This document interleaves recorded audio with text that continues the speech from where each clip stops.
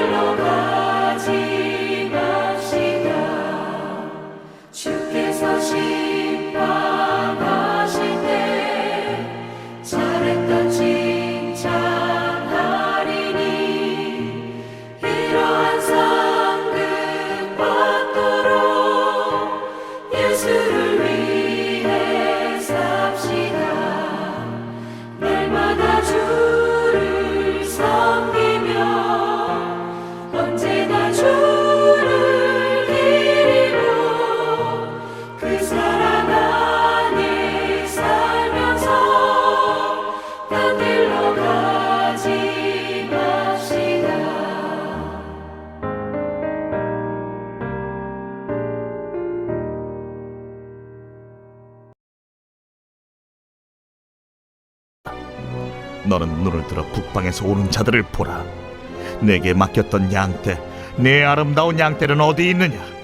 너의 친구 삼았던 자를 그가 내 위에 우두머리로 세우실 때에 내가 무슨 말을 하겠느냐?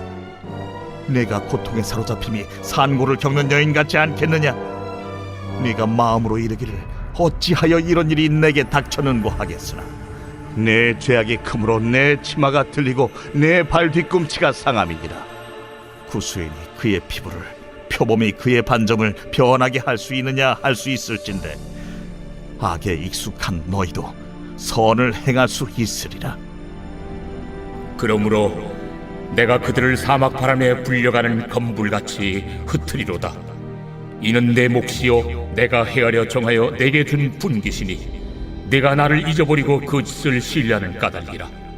그러므로 내가 내 치마를 내 얼굴에까지 들춰서 내 수치를 드러내리라. 내가 너의 간음과 사악한 소리와 들의 작은 산 위에서 내가 행한 음란과 음행과 가증한 것을 보았노라. 화 있을진저 예루살렘이여, 네가 얼마나 오랜 후에야 정결하게 되겠느냐. 성도의 간증에 전형적인 패턴이 있는데요. 하나님의 자녀가, 하나님의 언약 백성이 하나님을 떠나서 세상에서 자기 하고 싶은 대로 멋대로 살다가 홀딱 망해도 홀딱 망해가지고 할 수 없이 하나님께 두 손 들고 다시 찾아왔다라는 이제 간증을 우리가 심심치 않게 들 수 있습니다. 자, 언약 백성이 언약을 파기함으로 이제 언약의 저주를 받는다. 이것이 지금 유다가 겪고 있는 상황입니다. 저와 여러분의 구원을 이 언약의 관점으로 좀 설명해 볼 수 있는데요. 우리가 행위가 아니라 믿음으로 구원을 받습니다. 우리가 혈통과 인종이 아니라 누구든지 어떠한 사람이든지 오직 믿음으로, 오직 예수를 주로 믿음으로 하나님의 언약 백성이 될 수 있습니다. 자, 믿음으로 하나님의 언약 백성이 된다. 이건 전적인 은혜이지요. 그런데 우리가 하나님의 언약 백성이 되므로 이제 우리는 하나님으로부터 오는 생명과 복을 덧입으며 살 수 있습니다. 우리가 기도를 통하여서 하나님의 복과 생명을 우리의 삶 속으로 끌어다 쓸 수 있는 것이죠. 이것이 언약 백성의 권리이지요. 자, 권리가 있으면 당연히 의무도 주어지는 것입니다. 우리가 믿음으로 하나님의 언약 백성이 되었으니 이제는 지 멋대로 살아도 된다. 이것이 결코 성경의 메시지가 아니죠. 우리가 이제 언약 백성이 되었으니 하나님의 백성으로서 권리를 누림과 동시에 우리에게 주어진 의무를 다 해야 되는데요. 이 언약 관계에서의 의무를 다 해야 되는데 하나님의 말씀, 율법을 지키는 것, 즉 공의와 자비와 신실함의 삶을 살아가는 것이 언약 백성으로서의 의무입니다. 성서는 하나님의 언약 백성이 언약의 의무는 다하지 않고, 즉 말씀에 순종하지 않고 사회의 정의를 해치고 우상을 숭배하면 그 언약이 파기되고 언약의 저주가 임할 수 있는 그 길을 활짝 열어놓고 있습니다. 우리 하나님께서는 오래 참으시지요.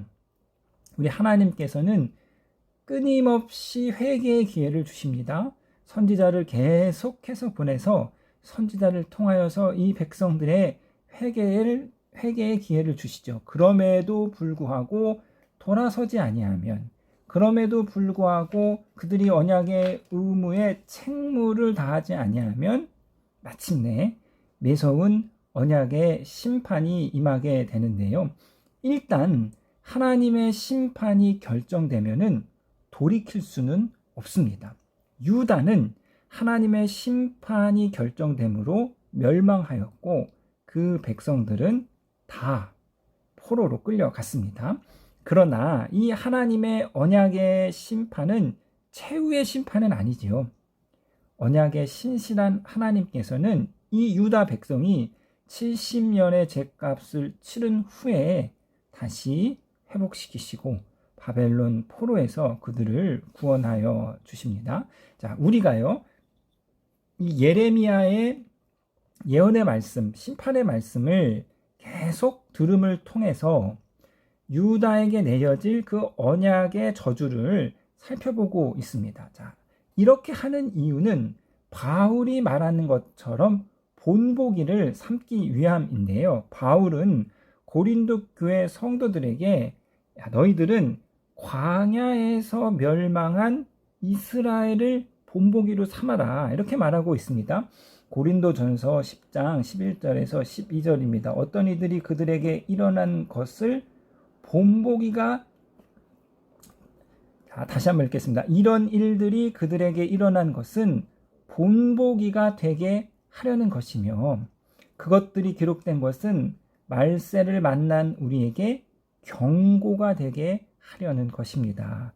그러므로 서 있다고 생각하는 사람은 엎어지지 않도록 조심하십시오.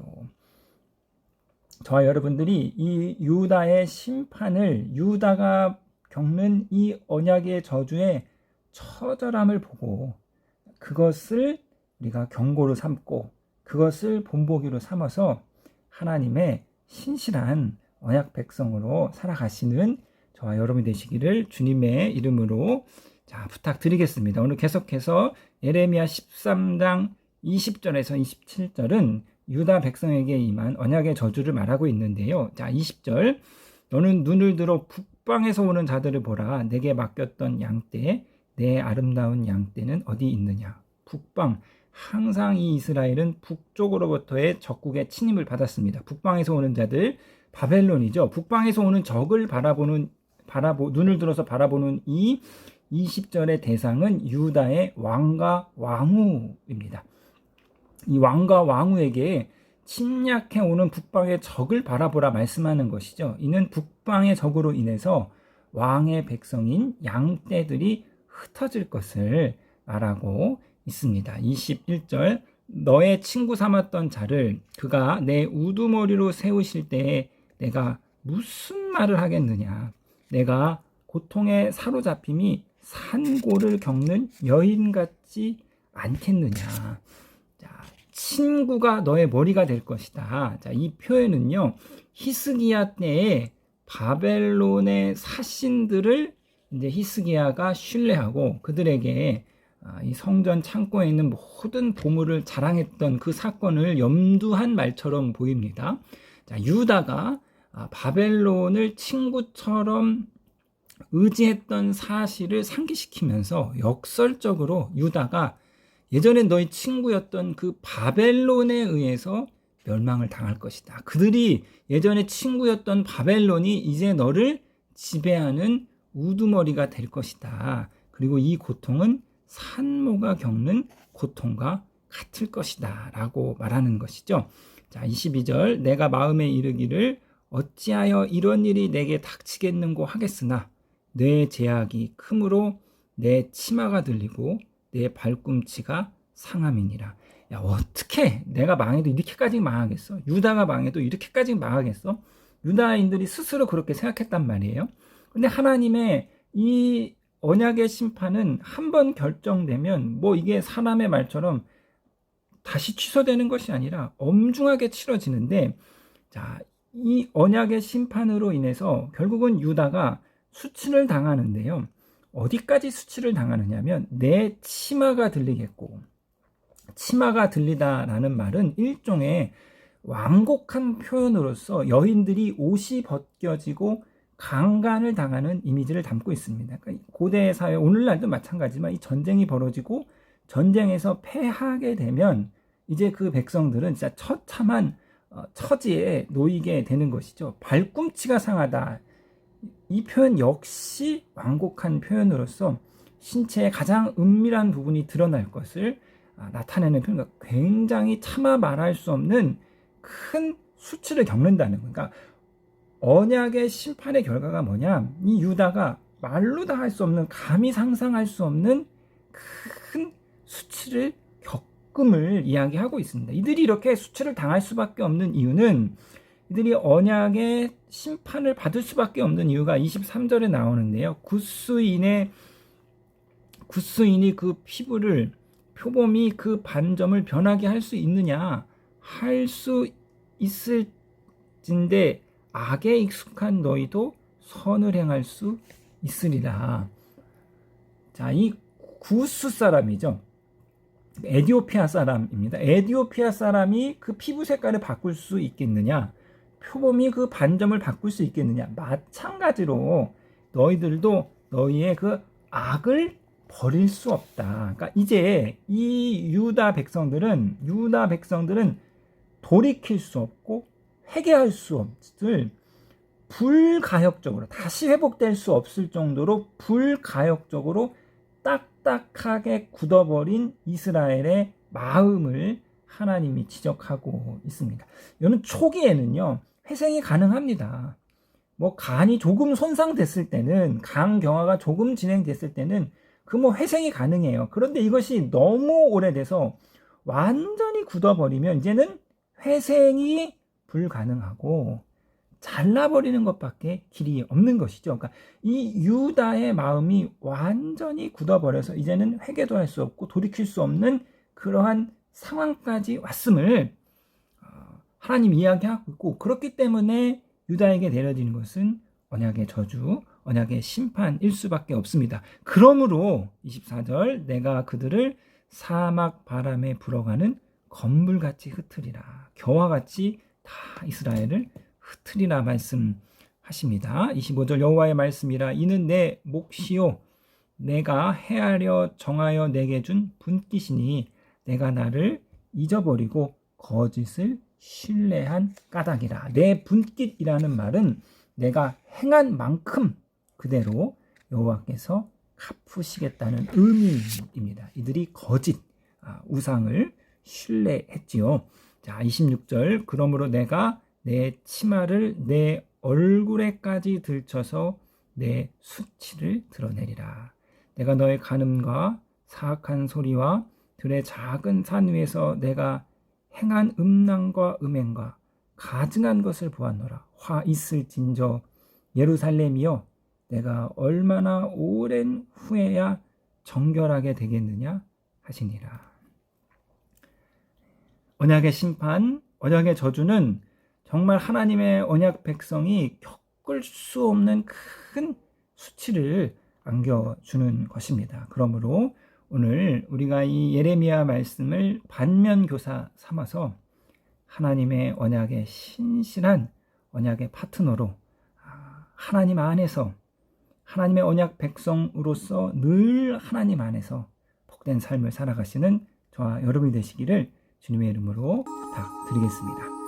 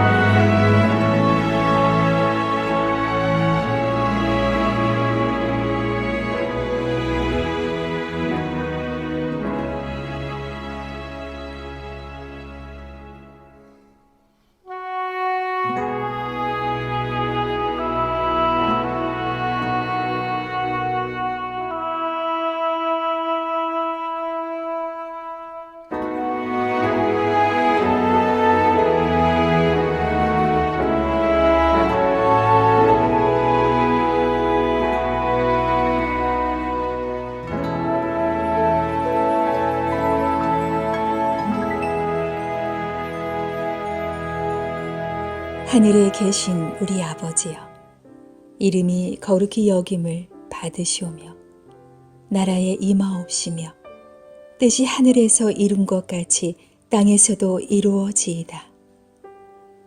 오늘날 우리에게 일용할 양식을 주옵시고 우리가 우리에게 죄 지은 자를 사하여 준 것 같이 우리 죄를 사하여 주옵시고 우리를 시험에 들게 하지 마옵시고 다만 악에서 구하옵소서. 대개 나라와 권세와 영광이 아버지께 영원히 있사옵나이다. 아멘.